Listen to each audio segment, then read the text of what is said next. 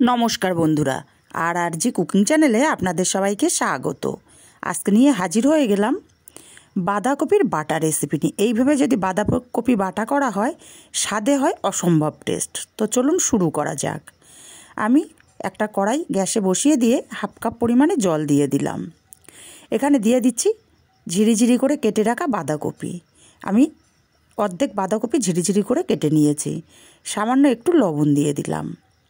লবণটাকে ভালো করে মিশিয়ে নেব। বন্ধুরা, একবার হলেও বাড়িতে বানিয়ে দেখবেন এইভাবে। গরম ভাতে আর কিচ্ছু লাগবে না, যদি মাছ মাংস থাকে তবুও এতটাই টেস্ট হয়। লবণটা খুব ভালো করে মিশিয়ে দিলাম। ঢাকা দিয়ে 5 মিনিট ভাপিয়ে নেব। 5 মিনিট পর ফিরে এলাম। 5 মিনিট পর ঢাকাটা খুলে নেব। নাড়াচাড়া করে দেখে নেব। দেখুন, আমি যেটুকু জল দিয়েছিলাম জলটাও কিন্তু শুকিয়ে গেছে, প্রায় অল্প সামান্য একটু জল আছে। আর বাঁধাকপিটাও খুব ভালো মতো সেদ্ধ হয়ে গেছে। আমি আপনাদেরকে হাত দিয়ে চেপে দেখিয়ে দিচ্ছি। দেখুন, এর চেয়ে বেশি সেদ্ধ করার দরকার নেই। নামিয়ে ঠান্ডা করে নিয়েছি। এবার সরাসরি মিক্সচার জারে দিয়ে দেব। আর এখন আমি বাঁধাকপিগুলো পেস্ট করে নেব। এর সঙ্গে আর অন্য কোনো উপকরণ মেশাবো না। একটু দানা দানা করে পেস্ট তৈরি করে নেব। দেখুন, পেস্টটা আমার রেডি হয়ে গেছে। ঠিক এরকম দানা দানা একটু পেস্ট রেডি করে নিতে হবে। এবার একটা কড়াই গ্যাসে বসিয়ে দিয়ে দেবো এখানে কিছুটা পরিমাণে সর্ষের তেল। যে কোনো বাটা বা ভর্তা সর্ষের তেল দিয়ে করলে টেস্টটা বেশি ভালো আসে। 4টে শুকনো লঙ্কা দিয়ে দিলাম। লঙ্কাগুলোকে ভেজে উঠিয়ে নেব।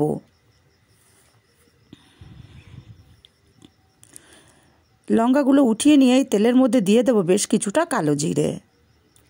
এবার দিয়ে দেবো এখানে রসুন কুচি। আমি 8-10টা রসুন কুচি করে নিয়েছিলাম। রসুন কুচিটাকে লাল লাল করে ভেজে নেব। রসুনটার কালার চেঞ্জ হয়ে গেছে, সুন্দর লাল একটা কালার চলে এসে সুন্দর একটা মিষ্টি গন্ধ বেরিয়েছে। এখন এখানে দিয়ে দিলাম একটা মিডিয়াম সাইজের পেঁয়াজ কুচি। পেঁয়াজ কুচিটাকেও হালকা কালার আসা পর্যন্ত ভেজে নিতে হবে। পেঁয়াজটাও আমার ভাজা হয়ে গেছে।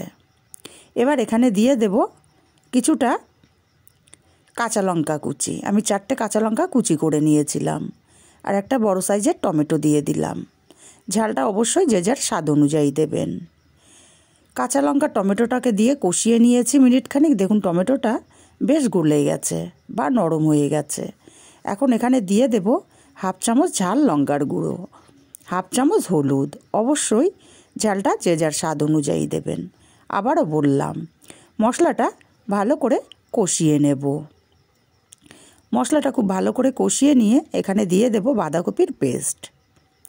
বাঁধাকপির পেস্টটাকে দিয়ে এইভাবে আমি মিনিট 3-4 হাই ফ্লেমে রান্না করে নেব।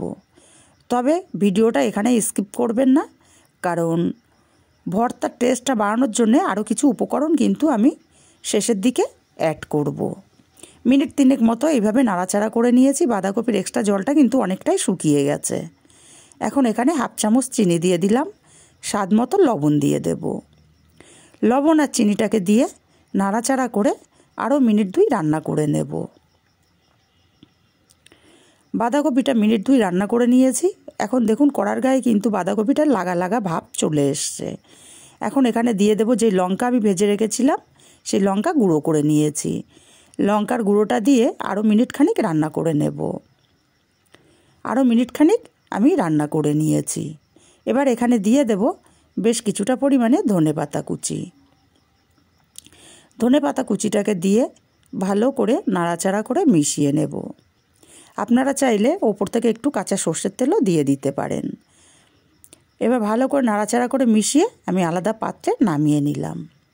তৈরি হয়ে গেল আমার দারুণ স্বাদের বাঁধাকপির ভর্তা বা বাটা রেসিপি। রেসিপিটা কেমন লাগলো কমেন্ট করে জানাতে ভুলবেন না। ভালো লাগলে কাছের আত্মীয় স্বজন বন্ধুবান্ধবের কাছে শেয়ার করতে ভুলবেন না।